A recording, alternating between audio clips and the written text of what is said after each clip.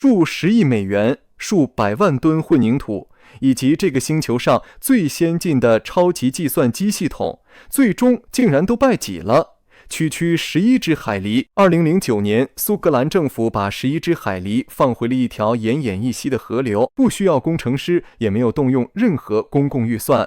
短短5年之后，他们就靠着自己的力量建起了一整套庞大且复杂的堤坝网络。这套天然的系统不仅把当地的红枫靴减了 60%， 成功蓄住了2400万升的水源，甚至还能自动过滤水中的化学毒素。人类最杰出的工程大脑不得不带住真正的震惊，去注视这些由泥巴、树枝和本能打造出来的奇迹工程。几个世纪以来，人类一直在拼命修建庞大的混凝土高墙，试图控制水流，驯服自然。可这11只海狸却用行动证明，人类引以为傲的整套工程理论，在自然最底层的规律面前，可能根本不堪一击。那么，当这场历史上最大胆、最具争议的生态实验之一真正启动时，到底发生了什么事？背后又有哪些鲜为人知的秘密？让我们一起拉开这场生态传奇的序幕。故事要从一个荒凉的起点说起。到了1900年，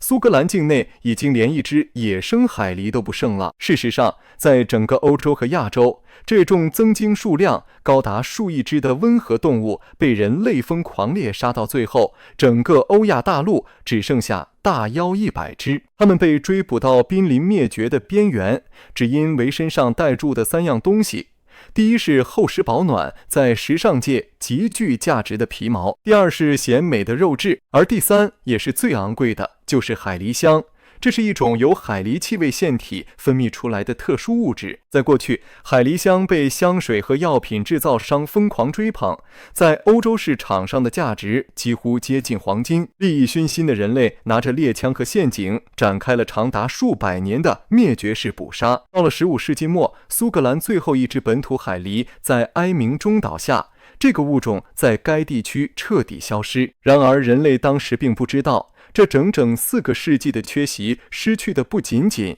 是一众长相可爱的啮齿类动物，更连带住让苏格兰大片地区的水文系统彻底崩塌。在健康的大自然中，海狸是天生的河流修复师，没有了海狸驻扎溪流、修筑堤，罢来减缓水势，原本蜿蜒柔和的溪流和河流失去了它们原本该有的活力。在人类的土地开发和自然演变下，河流变成了一条条笔直凶猛、一路狂冲的输水管道。每当暴雨倾泻而下，再也没有任何天然的缓冲物足以挡住洪水的冲势。失去束缚的水流以最大速度猛冲向下游，沿途无情地冲垮河岸，卷走数百万吨肥沃的表土，让下游的村庄与农田一次次淹没在汪洋洪水之中。可讽刺的是，等到旱季来临，由于河流留不住水，地面又会在短短几周内迅速龟裂前河。那些原本像地球巨大海绵一样运作，能够调节旱涝的广阔湿地，因为没有了水源的持续滋养，也彻底乾枯变成荒地。随着湿地的消失，成千上万种依赖湿地生存的鸟类、鱼类和昆虫也随着它们的家园一同消失在历史的长河中。苏格兰的生态系统变得脆弱极端且死气沉沉。面对日益严重的旱涝灾害，人类曾试图用最擅长的机械力量来补救局面。工程坠开着重型机具进驻，修建更高的混凝土堤坝，并不断加深疏浚水道，试图把水关在人造的渠道里。数10亿美元的预算被无底洞似地砸进了这场与大自然的战斗中。然而结果却让人大失所望，洪灾不仅没有减少，反而变得越来越频繁，越来越严重。人类犯下最大的错误就在于总想着去控制水，去堵截水，但水在自然界中真正需要的其实是被减慢下来。直到这11只来自挪威的不速之客踏入苏格兰的科纳普戴尔森林，这个被人类遗忘数百年的真理才终于变得无比清楚。2009年5月，在科学界与环保组织持续多年的强烈施压与论证之下，苏格兰政府终于点头同意开展该地区历史上第一次哺乳动物虫新引入计划。11只在挪威捕获的健康海狸被小心翼翼地装进运输箱，跨海放进了科纳普代尔一片面积达44平方公里的茂密森林里。但这绝对不只是一个带有政治色彩的象征性保育举动，相反地，这片森林在放归的那一刻起就被打造装设成了一座受到空前严密监控的大型生物实验室。当时的社会舆论压力排山倒海而来，尤其是当地的农民和渔业协会对这群自带破坏力的动物充满了敌意和不信任。为了平息众怒，政府订立了极其严苛的退出机制。如果这些海狸破坏了农田，淹没了经济道路，或者导致当地珍贵的鱼类数量下降，科学家必须立刻下令迁移，甚至在必要时扑杀它们。为了取得最精准的数据，来自多所顶尖大学的水文学家、生态学家和工程师联手，把整座森林部满了密密麻麻的尖端监测设备。河流里安装了流量测量设备、水压传感器，树林间架设了无数台红外线自动摄影机，溪流沿岸更配置了24小时运作的水质化学分析系统。可以说，海狸啃过的每一根树枝引起的每一处上涨水洼都会被转化成数据，及时传输到研究人员的电脑荧幕上。就在被放归的第一天夜里，伴随着一场淅沥沥的细雨，这群重获自由的小家伙们连行李都来不及收拾，便立刻开始干活了。他们不需要看懂人类的设计图，因为他们的体内早就被写进了脱氧、核糖、核酸，那是延续了数百万年的演化本能。而启动这个本能的仅仅是一个唯一且简单的信号——流水的声音。对于海狸来说，不管身在何处，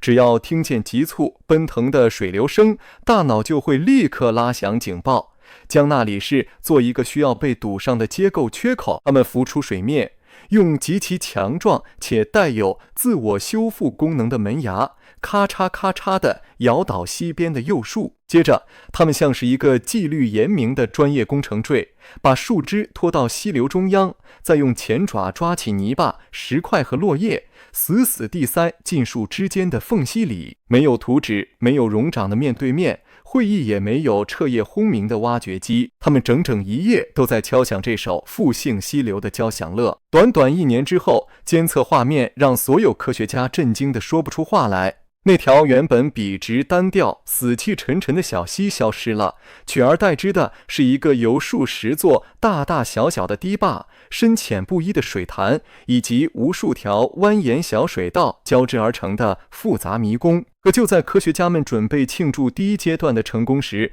一个巨大的危机却悄然而至。这个危机严重到足以让整个实验项目被政府永久叫停。这个海狸项目面临的最大威胁叫做大西洋鲑鱼。在苏格兰，大西洋鲑鱼无论是在当地的经济产业还是生态食物链层面，都具有不可动摇的核心地位。每年到了特定季节，成年的大西洋鲑鱼必须从大海逆流而上，回到它们出生的清澈溪流中产卵。于是政府官员和当地的渔民立刻提出了一个决定性的尖锐问题：鲑鱼体型虽然强壮，但它们怎么可能越过一堵由树枝或泥巴堆成高度超过1公尺的死墙？如果海狸建造的堤坝真的挡住了鲑鱼的繁殖通道，导致鲑鱼数量锐减，那这场生态实验就会彻底变成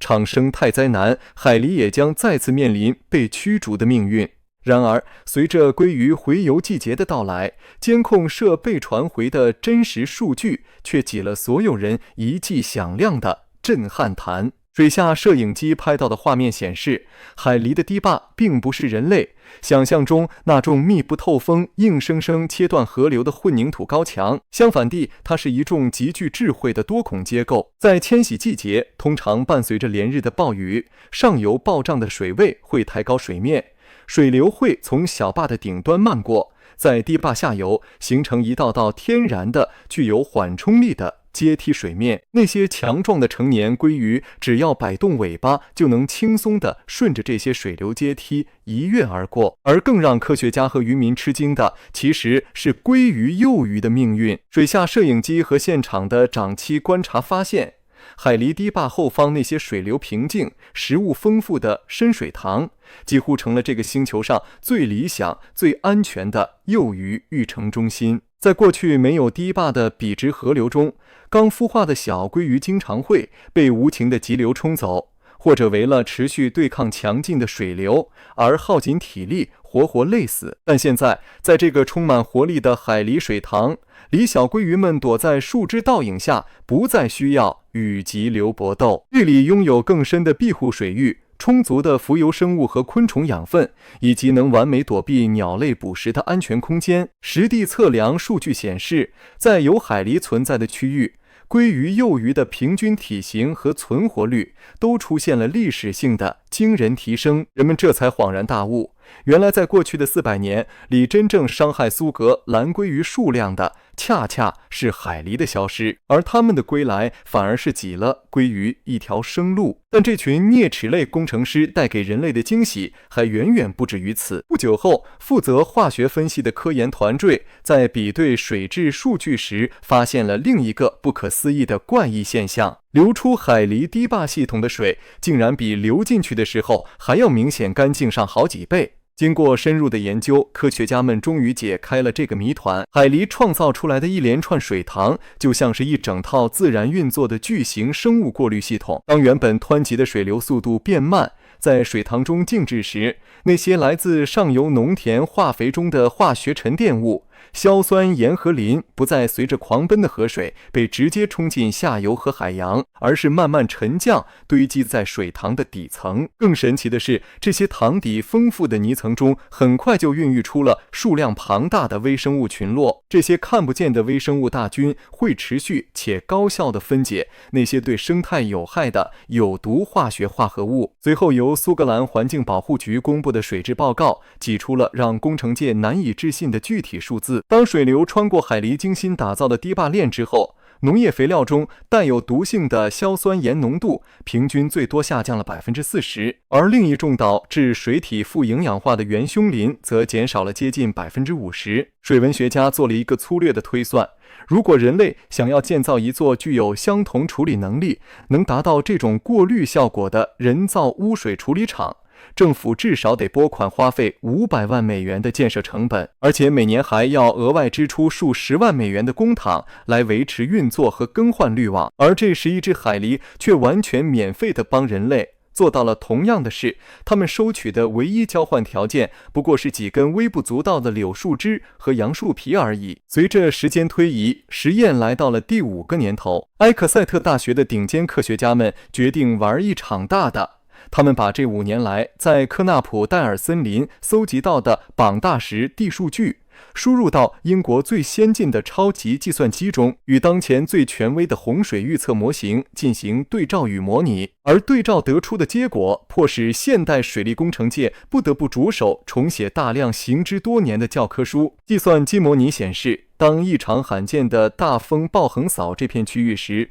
按照以往笔直河流的特性，原本应该会有一整团巨大的具有毁灭性的地表径流在极短时间内同时冲向下游，形成致命的洪峰。可海狸那层层相连、首尾呼应的堤坝系统却像是一个太极大师，把这种暴虐的破坏力一点一点地切开、瓦解并吸收了。当洪水漫过第一道大坝时，由于阻力的存在，洪水的能量瞬间损失了 10%。 当它漫过第2道坝时，动能又再损失了 15%。 等狂暴的洪水流过整整10道海狸大坝之后，原本足以冲毁桥梁的恐怖洪峰已经被削弱了整整 60%。 原本凶猛狂暴的致命水流在流出实验区时，几乎被完全中和成了温和的溪水。无人机在高空拍摄到的光学画面更具视觉震撼力，仅仅在一小片原本不起眼的林区，里海狸堤坝就死死拦截流注了多达2400万升的超量洪水。这些被拦下来的水并没有造成灾害，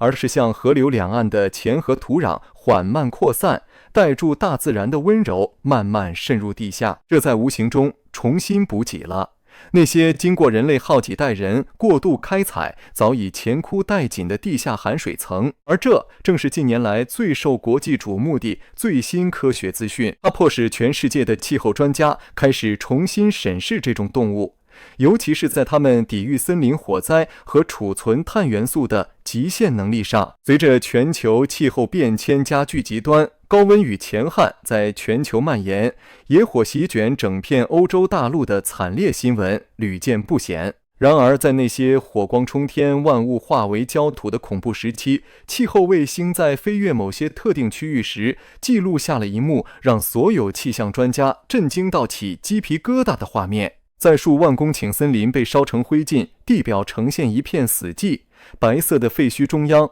那些由海狸管理筑坝的湿地，竟然奇迹般地依然维持着一片翠绿、湿润与清凉。从高空俯瞰，它们宛如一座座镶嵌在黑色焦土上的翡翠色绿洲。著名的生态水文学家艾米丽·费尔法克斯博士随后公布了更详细的研究。当高温烈焰伴随着狂风把一切植被烧成白色灰尘时，由于海狸坝将大量水源长期处存在地表和土壤深层，形成了一个强大的自带水雾的安全缓冲带。在这些海狸领地，里植被的存活率高达惊人的80%。这些绿色绿洲不仅硬生生地阻挡了火势的蔓延，更成了成千上万野生动物在生死关头的唯一避难所。从惊慌失措的鹿群到逃离火海的无数珍稀鸟类和哺乳动物，全都在那几天里栖生在海狸的水塘边。海狸保存地下水的能力之强大，强大到即便面临有历史记录以来最严重的100年大旱，这些湿地依旧能够维持充沛的水源，几乎是用本能拒绝向极端气候低头。与此同时，地球物理学家还发现坝后方被水涨气淹没的缺氧泥层其实封存着巨量的碳元素。那些被海狸啃断的浮木，随水流飘来的树根和落叶，在被浸没在缺氧的水底后，不会像平常暴露在空气中那样快速腐烂，并是放出二氧化碳，而是被牢牢地锁在底泥之下，变成了稳定的固体碳。海狸虽然并非刻意为之，它们只是想给自己盖个舒适的家，却在无意间成了人类对抗全球气、后变铅最锋利、最有效的天然武器之一。这里面蕴藏着一个巨大的讽刺。当经济学家和政府工程师尝试坐下来，拿着计算机精算，如果想要建造一座与现有海狸种群具有同等削减洪水、储水以及净化能力的人造蓄水湖与污水处理系统，需要多少成本时，得出的数字是一个令人啧舌的天文数字。政府将不得不为钢筋、混凝土、土地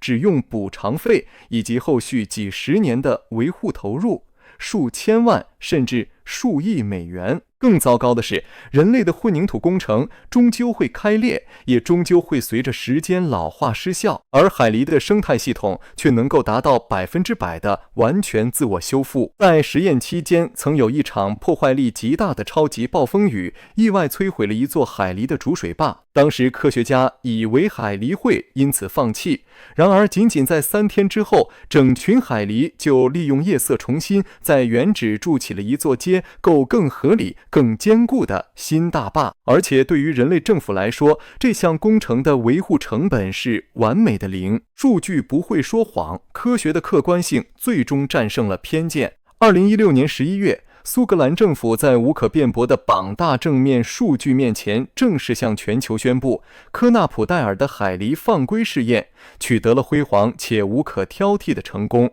这群海狸货准在苏格兰永久留下。然而，大自然始终按照它自己的神秘方式在运转，它的脚步远远超出了人类在办公室地图上所划定的狭隘边界。就在科学家们还忙着在西海岸追踪实验区里那11只海狸的子孙时，在苏格兰的另一端却发生了一件谁也没料到的美丽意外。原来在过去的10几年里，有一些从私人动物园意外逃脱的海狸，一些在野外自行繁衍的个体，以及一些环保人士在黑夜中悄悄放归的地下海狸。早就已经在东部的泰塞德地区静静地建立起了属于他们自己的神秘新众群。当政府相关部门察觉到风吹草动，展开全境整体调查时，传回的报告结果让所有官员惊呆了。泰塞德地区的海狸数量从2012年的大约150只，正以恐怖的指数级速度在疯狂增长。到了2026年，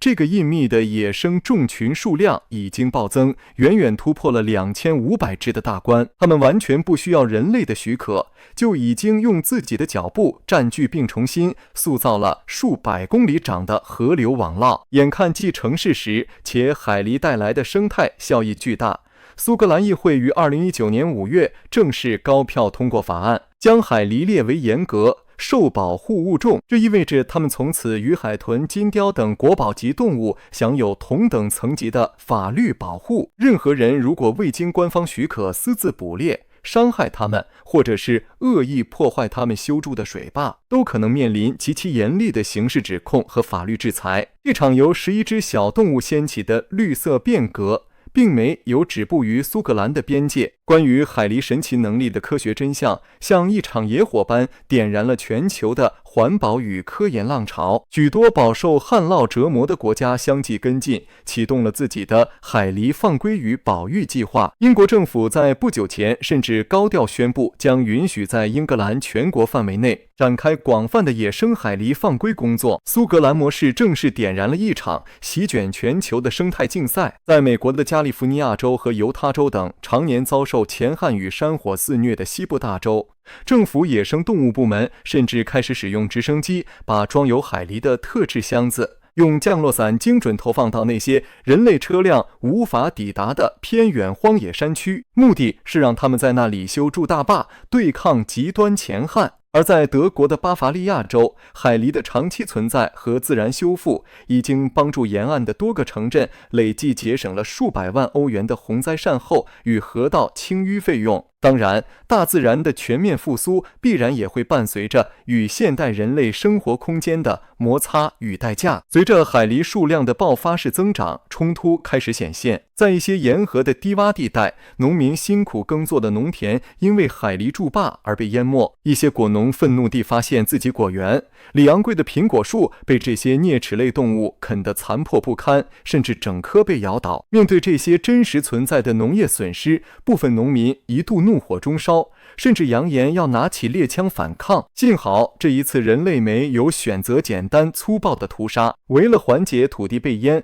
农民与动物之间的冲突，现代工程师不再想着去消灭海狸，相反地，他们发明了一种极具智慧的装置，叫做海狸欺骗器。这是一种经过精密声学与水力设计的地下塑料管道系统。工程师把管道悄悄埋在海狸大坝下方，既能让多余的水位悄悄下降，保护农田，同时又隐蔽了流水发出的声音，成功误导了海狸的听觉，不会触发它们疯狂重建的本能。历史上第一次人类的科技被用来与一众野生动物进行温柔的合作，而不是将其赶尽杀绝。同时，政府也投入了数百万美元建立补偿基金，补偿受灾农民的损失，并免费维果树包上保护铁网。这无疑是一众复杂且充满考验的利益妥协，但为了给子孙后代留下珍贵的水资源与健康的地球，所有人一致认为这是绝对值得付出的妥协代价。400年来，人类一直带住无比傲慢的精英心态，盲目地相信凭借住冷冰冰的机械力量和硬邦邦的钢筋混凝土就能彻底征服自然，重塑地球。而如今看着那条重新焕发生机流淌至清澈水源与无数鲑鱼的苏格兰河流，我们终于不得不低下高傲的头颅，承认人类自身的局限性。把11只海狸放进一条正在衰亡的河流，带给这个世界最大的启示，其实并不在于他们神乎其技的筑坝技术本身，而是一堂关于谦卑的震撼课程。我们人类终于明白，有时候这个星球上最伟大的工程杰作，竟然与人类工程师毫无关系。一个几乎能够完美自我修复，能抵御森林火灾，能高效净化水源并防止毁灭性洪水的复杂生态系统，其實早在數百萬年前就已經由大自然的演化之手，完美地獄先設計在一眾小小生物的本能結構裡。我們不需要再去建造更高更厚的人造圍牆，我們真正需要的其實只是往後退一步，把原本就屬於大自然的空間歸還出來，讓地球真正的首席建築師重新回來，做他們本來就最擅長的事。那魔聽完這11隻海狸的傳奇故事，換作是你，如果你居住的地方或家鄉經常面臨嚴重的洪災與乾旱威脅，你會選擇把生存的信任交給一個由人類建造、耗資數十億美元卻可能老化的混凝土堤壩項目，還是願意交給一群不拿薪水在黑夜裡默默安靜工作的海狸築壩團隊呢？如果我哋翻開中國古代史，統計邊個詞語出現得最多，盛世呢兩個字一定名列前茅。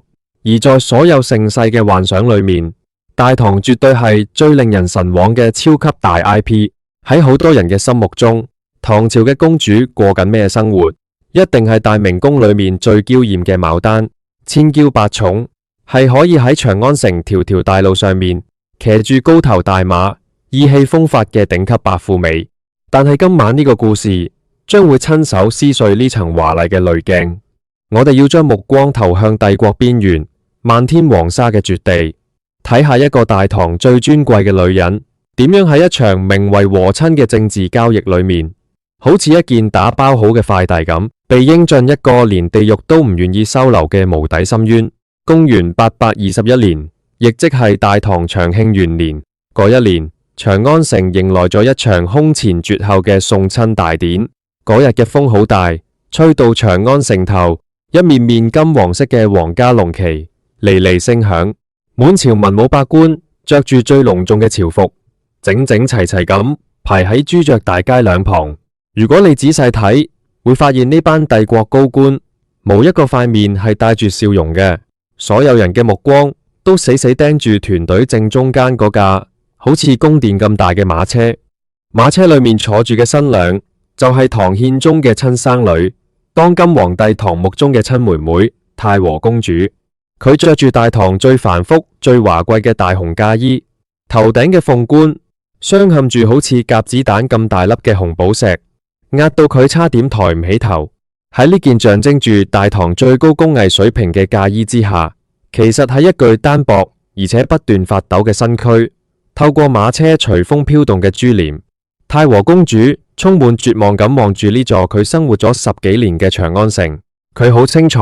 由跨出長安城門嗰一刻開始，佢就不再係父母掌心嘅明珠，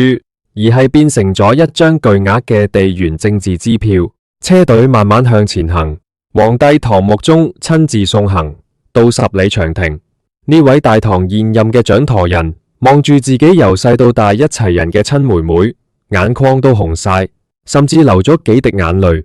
但係佢除咗拉住妹妹隻手，講幾句為咗大唐唯有委屈你嘅場面話之外，咩都做唔到。因為送個妹去漠北，正正係佢親自拍板嘅決定。你可能會問，大唐唔係號稱天朝上國、萬邦來朝咩？點解會運到要將皇帝嘅親妹妹送去俾北方游牧民族嘅首領做老婆嚟換取和平？呢個就必須要撥開歷史嘅迷霧，睇下安史之亂後大唐嗰個一早已經千瘡百孔、虛弱到極點嘅底子。時間拉返去60幾年前，安祿山起兵反唐，直接將大唐嘅盛世美夢炸到粉碎。叛軍一路平推，連首都長安都失守。唐玄宗嚇到即刻走難。為了收復長安同洛陽，當時嘅唐肅宗李亨急到好似熱鍋上嘅螞蟻，唯有向北方嘅維維借兵。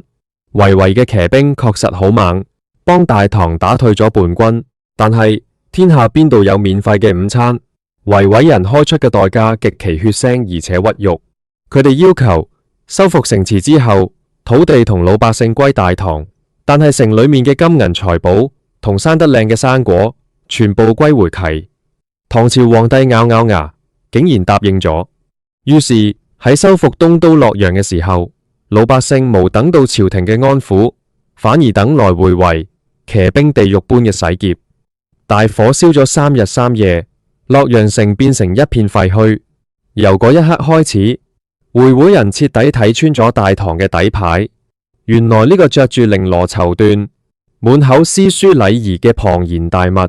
骨子裏已經虛弱到咁嘅地步。於是喺接落嚟嘅半個多世紀裏面，懷為仗住自己對唐朝有收復兩京嘅恩情，開啟咗一種極度無賴嘅敲詐勒索模式，史稱捐馬貿易。會人係點操作嘅呢？佢哋每年將大批喺草原上面淘汰出嚟，老弱病殘，甚至連行路都拐下嘅劣馬，趕到大唐邊境，夾硬要求唐朝政府用最頂級嘅絲綢去換一匹爛馬。佢哋敢開價40匹上好嘅大唐絲綢，呢個就好比你花咗幾百萬買架跑車，收貨嘅時候發現係一架生鏽嘅單車，而且你仲唔敢俾差評，因為賣家正手持砍刀企喺你門口。唐朝政府被呢筆強迫消費搞到財政瀕臨破產，老百姓嘅骨髓都就快被榨乾。但係朝廷敢怒不敢言啊！北面嘅藩鎮割據仲未擺平，吐蕃又喺西邊虎視眈眈。如果再同維翻臉，大唐隨時會被南北夾擊，直接亡國。正喺呢種令人窒息嘅國際局勢下，唐穆宗登基咗。穆宗係一個出咗名嘅享樂派，佢唔想打仗，只想喺長安城裏面踢下球、睇下戲、開大 party。咁啱呢個時候，會嘅新首領崇德可汗派使者嚟到長安，使者氣焰囂張咁企喺大唐嘅朝堂上面，腰都唔點彎，直接應低一句話：我哋可汗話想娶一位大唐真正嘅公主，只要俾咗公主，大家就係親戚，以後乜都有得商量。請注意，佢哋強調要真正嘅公主。以前唐朝和親好多時都係求其喺宗室裏面請個郡主，封個公主頭銜就送過去，即係所謂嘅貼牌公主。但會人今次精啦，佢哋唔要山寨貨，一定要大唐皇帝嘅正牌血脈。佢哋要等成個北方草原都知道，不可一世嘅大唐，要乖乖將最高貴嘅女人送到佢哋可汗嘅氈房裏面。唐穆宗望住滿朝文武，文臣低頭望腳尖，武將抬頭望屋梁。喺長久嘅死寂之後，一項關於大唐顏面嘅決議達成咗架，選來選去，呢個倒霉嘅厄運就落咗喺太和公主身上。太和公主坐喺馬車裏面，聽住車輪點過青石板發出嘅沉悶聲響，佢甚至連抱怨嘅資格都冇，因為由佢享受錦衣玉食嘅第一日開始，呢種為國捐軀嘅宿命就已經深深寫咗喺大唐皇室女子嘅基因裏面。出咗長安，越向北走，風就越凍。送親嘅車隊行停，足足行咗幾個月，終於跨過咗長城。當太和公主掀開窗簾，最後一次回望中原大地嘅時候，映入眼簾嘅只有無邊無際嘅黃沙同枯草。原本圍繞喺身邊嘅鳥語花香、亭台樓閣，瞬間被粗獷嘅風沙同地平線取代。伴隨住刺耳嘅叫聲，一隊黑壓壓嘅維騎兵迎面而來。佢哋着住散發濃烈獸味嘅獸皮，手裏面揮舞住彎刀。喺太和公主眼裏，呢群人更似係一班飢餓嘅狼群，正在迎接一隻被拔光晒毛嘅白天鵝。抵達會都城嗰一日，太和公主迎來咗人生第一次強烈嘅文化衝擊。喺呢度，無大明宮精緻嘅香爐，只有粗糙嘅火塘燒住牛糞；無清淡高雅嘅茶湯，只有裝喺羊皮袋、散發刺鼻酸味嘅馬奶酒；無文質彬彬嘅謙君子，只有滿臉鬍鬚、講嘢好似打雷咁大聲嘅粗魯大漢。佢見到咗第一任丈夫崇德可汗，呢位在馬背上殺伐決斷嘅君主，望住眼前呢位皮膚白過雪、氣質高貴嘅大唐公主，眼裏面閃爍住一種原始嘅征服欲。太和公主被逼除下大唐嘅絲綢衣冠，換上回為女子嘅氈裘。喺嗰場充斥住烤肉味同狂熱嘶吼嘅婚禮上，佢被正式冊封為可敦，亦即係回嘅皇后。夜晚降臨，巨大的皇像裏面只剩返佢哋兩個人。太和公主合埋眼，強迫自己去接受呢一切。佢喺心裏面默默同自己講：忍耐啦，只要用我一個人的軀體，可以換來長安城裏面父母兄長嘅安寧，換來邊境百姓幾十年嘅太平，呢一切都係值得嘅。我唔單止係一個女人，我更加係大唐嘅使者。喺接落嚟嘅日子裏面，太和公主展現出極強嘅生存韌性，佢努力去適應嗰啲難以下咽嘅生育，去忍受長年肆虐嘅寒風。佢利用自己帶過嚟嘅龐大嫁妝同大唐工匠，試圖喺維貴皇庭引入中原文明。佢對崇德可汗百依百順，用漢家女子嘅溫柔去融化呢把草原上嘅鋼刀，好似連老天爺都終於對呢個可憐嘅女仔網開一面。崇德可汗對佢非常寵愛，回會同大唐嘅關係亦進入咗難得嘅蜜月期。太和公主望住遠處連綿嘅雪山，長長咁舒咗一口氣。佢甚至開始規劃，等自己老咗，也許能喺呢片草原上安靜咁合埋眼，原以為可以咁樣過完自己悲壯而又偉大嘅一生。然而大唐嘅算盤打得再精，太和公主嘅心理準備做得再足，佢哋都忘記咗喺呢片弱肉強食嘅北方草原上，永遠無寫好嘅劇本，只有血淋淋嘅叢林法則。命運嘅鍘刀根本無打算俾佢喘息嘅機會。公元824年，亦即係太和公主和親僅僅3年之後，嗰個正值壯年嘅崇德可汗突然在一場極為短暫而且離奇嘅疾病中暴斃身亡。呢個消息好似晴天霹靂，直接將太和公主砸到頭暈目眩。如果喺長安，一個公主死咗老公，佢大可以搬出駙馬府，回到自己嘅道觀或者別墅裏面，修神念佛，安安穩穩，風風光光咁度過餘生。大唐嘅寡婦從來都唔缺少自由，但係公主忘記咗呢度係漠北，呢度係維維。當崇德可汗條屍仲未凍嘅時候，太和公主着住喪服，坐喺冰冷嘅皇帳裏面，腦袋一片空白。佢以為自己已經完成咗歷史使命，點知喺呢個時候，皇帳厚重嘅門簾被一隻粗壯嘅大手猛地掀開，行入嚟嘅唔係嚟吊唁嘅使者，而係崇德可汗嘅親弟弟。佢嘅眼裏面無失去阿哥嘅悲痛，只有盯着獵物時那種貪婪而放肆嘅光芒。佢一步一步行向瑟瑟發抖嘅太和公主，那沉重嘅皮靴聲仿佛踩喺公主已經崩塌嘅靈魂上面。喺嗰一刻，太和公主突然諗起咗一個等所有中原女子都毛骨悚然嘅草原魔咒收計分。喺游牧民族嘅法則裏面，老豆死咗，個仔可以繼承除咗生母以外嘅所有細老婆；哥哥死咗，細佬可以全盤接收哥哥嘅女人。女人喺佢哋眼裏面根本唔係一個擁有獨立人格嘅個體，而係一筆同牛羊帳篷一模一樣可以被順位繼承嘅財產。而在回壞嘅政治邏輯裏面，呢位擁有純正大唐皇室血脈嘅太和公主，更加係大唐帝國蓋章認證嘅全國玉璽。邊個霸佔咗呢具身體，邊個就等同於擁有咗向唐朝合法敲詐嘅權利。新任嘅統治者企喺太和公主面前，慢慢拔出腰間嘅彎刀，挑起大唐公主高貴嘅下巴。佢嘅嘴角勾起一抹殘忍嘅微笑，仿佛喺度講：大唐嘅公主，你第一任老公死咗，但你作為大唐貢品嘅使命先至剛剛開始。冷風穿過皇帳嘅縫隙，發出好似鬼哭狼嚎嘅聲響。太和公主瞪大咗充滿恐懼嘅對眼，眼前嘅世界開始扭曲旋轉。走入皇帳嘅呢個男人，正式成為呢片遼闊草原嘅新主人焦厲可汗。按照中原嘅儒家倫理，叔叔如果敢對守寡嘅嫂嫂有半點非分之想，那是絕對要被浸豬籠、被千夫所指嘅禽獸行為。太和公主由細到大讀嘅係呂戒，學嘅係三從四德，但係焦厲可汗那雙充滿佔有欲嘅眼神，粗暴咁撕碎咗中原文明所有嘅體面。喺游牧民族極度惡劣嘅生存環境裏面，資源係極其寶貴嘅，牛羊唔可以浪費，帳篷唔可以浪費，能生育、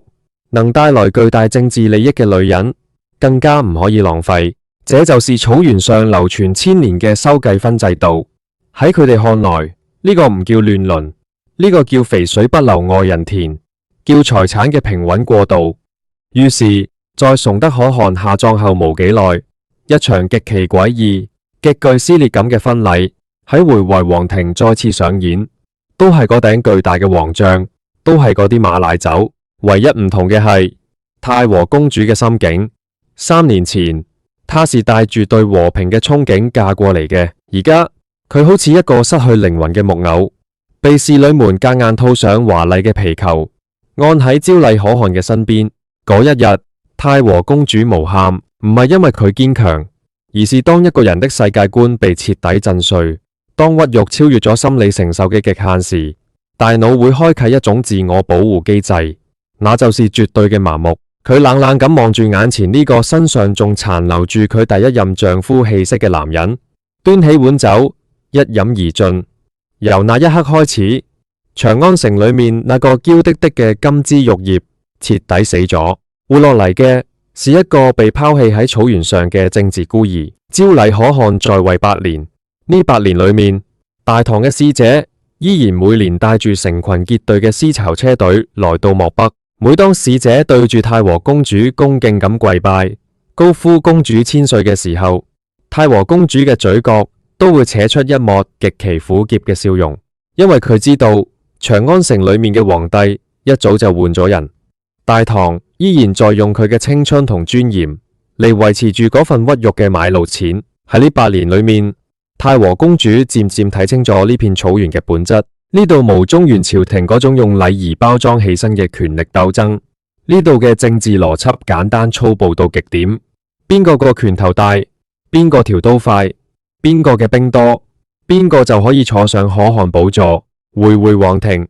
根本就是一個隨時會爆炸嘅火藥桶。果然，游牧魔咒嘅鍘刀再次劈向太和公主。公元832年，回皇庭爆發咗一場極其慘烈嘅流血政變，係一個風雪交加嘅黑夜，喊殺聲突然撕裂咗皇帳嘅寧靜。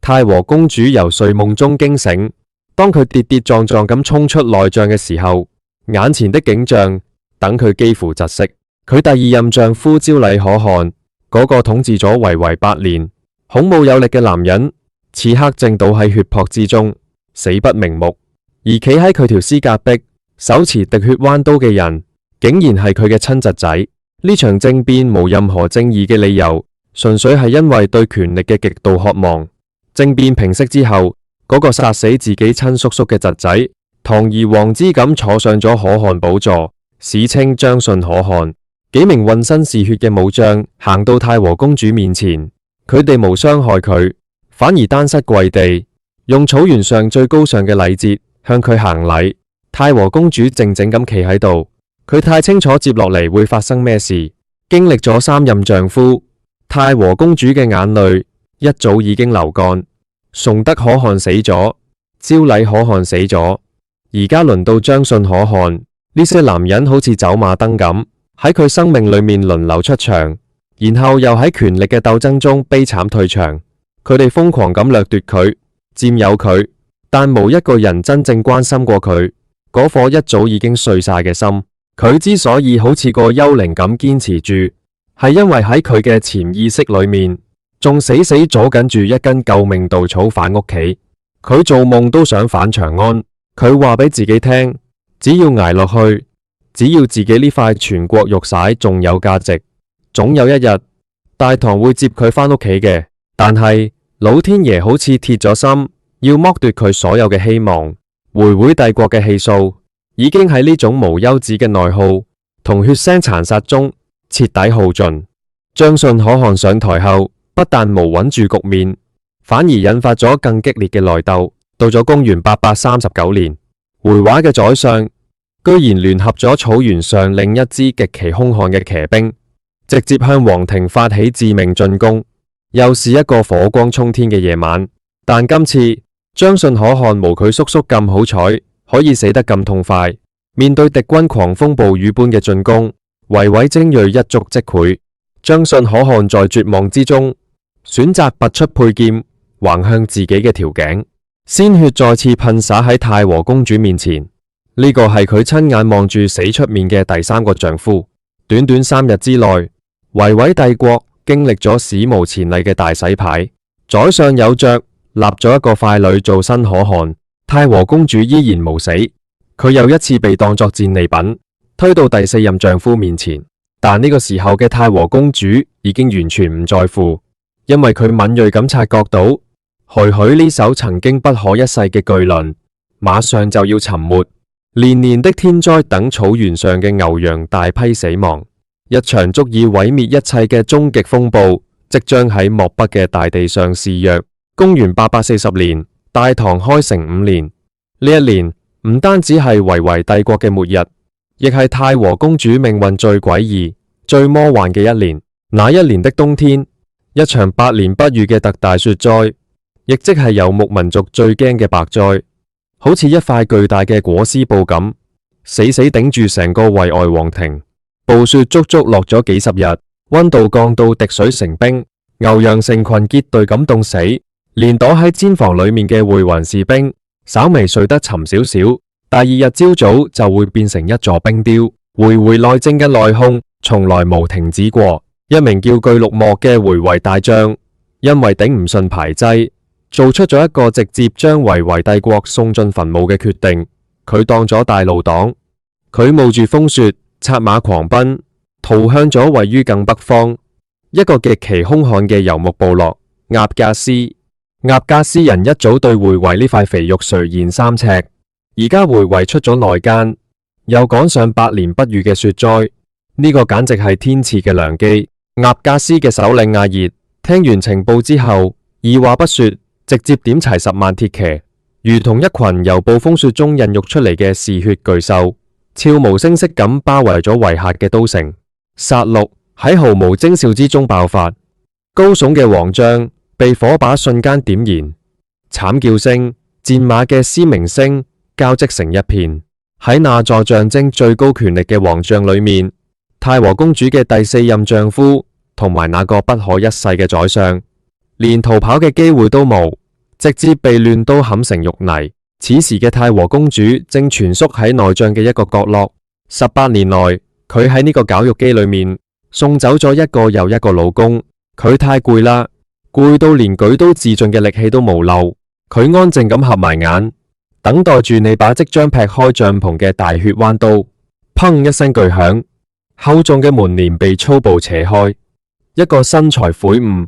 紅髮綠眼嘅納扎斯首領阿熱大步流星咁行向佢。太和公主下意識咁仰起下巴，哪怕是死，佢都要保住大唐公主最後嘅尊嚴。那個渾身是血嘅魔王行到太和公主面前，突然停低咗腳步。佢唔單止冇撲上嚟，反而當一聲將把彎刀掉喺地上。緊接住呢個綠眼嘅異族大漢居然整理咗一下衣襟，單膝跪地，用一種極其別扭但卻充滿敬意嘅漢人禮節，對住太和公主重重咁行咗一個大禮。太和公主成個人懵晒，呢個係游牧民族嘅新玩法，先禮後兵。阿熱抬起頭望住眼前呢位飽經風霜但依然透出高貴氣質嘅大唐公主，咧開大嘴，用極其誠懇嘅語氣講咗一段，等公主完全唔敢相信自己對耳嘅嘢。佢話：公主殿下，連受驚啦，連唔使驚，我哋唔係嚟傷害連嘅。算起身，我哋可係實打實嘅一家人啊！一家人。太和公主望住眼前呢個紅頭髮、綠眼睛同中原人無半毛錢關係嘅大漢，大腦瞬間死機。大唐李氏嘅皇族族譜上面幾時多咗一班咁狂野嘅遠房親戚？原來呢個唔係講笑，而係歷史上一場極其震撼嘅認親大會。要解釋清楚呢件事，必須要將歷史嘅進度條瘋狂倒返去1000年前嘅西漢時期。喺漢武帝時代，有一位名將叫李廣。李廣有個孫叫李陵。當年中李陵帶兵同匈奴大戰，在絕望中戰盡糧絕，無奈投降咗匈奴。漢武帝一怒之下殺咗李陵全家，但匈奴單于卻極其敬重李陵呢個硬漢，不僅將個女嫁俾佢，仲將佢封到一塊遙遠嘅領地，嗰度就係納格斯人嘅老巢。1800年過去，當年李陵帶過去嘅漢朝士兵同當地部落不斷融合，納格斯人極其崇拜李陵，佢哋歷代首領都堅信自己係漢朝將軍李陵嘅正宗後裔，骨子裏流淌住中原嘅血。而大唐嘅皇帝姓咩？姓李。唐朝建立嘅時候，皇室追根溯源，宣布自己嘅祖宗正正就係西漢嗰位大名鼎鼎嘅飛將軍李廣。你發現呢個邏輯嘅閉環未？唐朝皇帝認李廣做祖宗，而納格斯首領係李廣個孫李陵嘅後代。呢個代表住喺納格斯人嘅認知裏面，遠在長安城坐龍椅嘅大唐皇帝同佢哋係一筆寫不出兩個李字嘅本家兄弟。所以此時此刻企喺太和公主面前嘅阿熱，根本就係一個拎住千年家譜嚟護駕嘅李家遠房大侄仔。阿熱誠懇咁講：我哋嘅祖宗係一家人，所以大唐就係我嘅故鄉，大唐皇帝就係我嘅親人，大唐公主就係我尊貴嘅姑奶奶。呢班衰人敢欺負靈，而家我將佢哋傳宰咗，我是嚟救靈㗎。太和公主聽住呢段跨越千年嘅血脈奇緣，兩行清淚再也控制不住咁流出嚟。喺回許嘅呢18年，佢以為中原嘅親人一早將佢徹底遺忘，佢萬萬無諗到喺屠刀懸喺條頸上嘅最後一秒，救咗佢嘅竟然係佢身體裏面流淌住嘅嗰一點點李氏血脈。阿熱首領言出必行，佢唔單止無動太和公主一根頭髮，反而下令將維維皇庭裏面最好嘅物資挑選出嚟，俾太和公主安排咗最闊落、最溫暖嘅馬車。阿熱鄭重地下達命令，派出一支最精銳嘅使團，護送公主殿下返回長安，返屋企。當呢個詞語出現嘅時候，太和公主全身劇烈咁發抖，佢掀開馬車門簾，望住外面嘅冰天雪地，眼裏面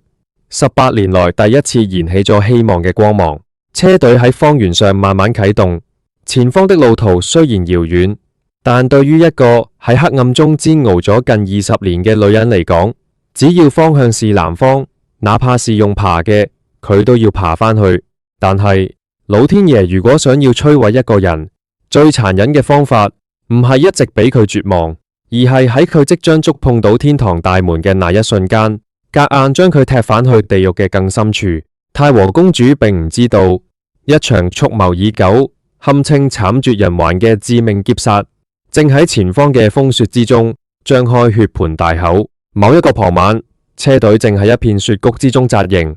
突然地動山搖嘅馬蹄聲由四面八方席捲而來。太和公主喺車廂裏面猛地一驚，佢掀開門簾，映入眼簾嘅唔係嚟接應嘅大唐鐵騎，而是一群衣衫襤褸、雙眼通紅、好似惡狼一樣瘋狂嘶吼嘅騎兵。納格斯嘅護送使團雖然精銳，但在毫無防備之下，面對呢群數量龐大、完全唔顧生死嘅瘋狗，瞬間就被沖散，最後被盡數屠戮。當外面漸漸安靜落嚟，一隻粗糙嘅大手猛地扯開馬車門簾，太和公主抬起頭，當佢睇清來人嘅面孔時，大腦發出一聲慘烈嘅鳴響，成個人仿佛被抽乾咗所有力氣。呢張面佢太熟悉，那呢班係維維人。確切咁講，企喺佢面前嘅男人名叫烏介，係當晚由都城逃出嚟嘅維維殘兵敗將推舉出嚟嘅新首領，亦即係烏介可汗。烏介可汗望住瑟瑟發抖嘅太和公主，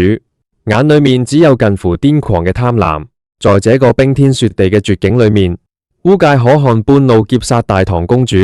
難道係為了愛情？絕對唔係。此時嘅維維已經亡國，佢哋唯有一條生路，就是投奔大唐。但大唐憑咩要接納呢群吸血鬼？烏介可汗好清楚，佢手裏面必須要捏住一個等大唐朝廷投鼠忌器，逼住要乖乖俾錢俾糧嘅超級籌碼。而喺呢個世界上，冇任何一個籌碼比眼前呢位擁有純正皇室血脈嘅太和公主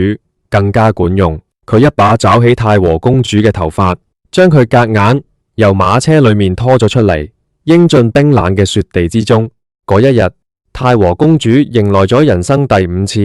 亦係最屈辱、最泯滅人性嘅一次收繼婚。無王章、無婚禮，佢就像一件俾人搶嚟搶去嘅爛衫，被粗暴咁剝奪咗最後一絲尊嚴，淪為咗這個亡國之君嘅政治玉票。第5任丈夫，呢個係何等荒誕而又殘忍嘅宿命！太和公主躺喺雪地裏面，眼淚一早被凍住，佢甚至連求死嘅資格都冇，因為烏介可汗派咗最壯碩嘅士兵，一日24小時死死盯住佢。佢被呢群失去理智嘅維維殘兵挾持住，浩浩蕩蕩咁壓向大唐嘅北方防線。公元841年，一陣令大唐邊防軍頭皮發麻嘅聲音打破咗邊境嘅寧靜。大唐嘅邊防將士立喺高高嘅城牆上，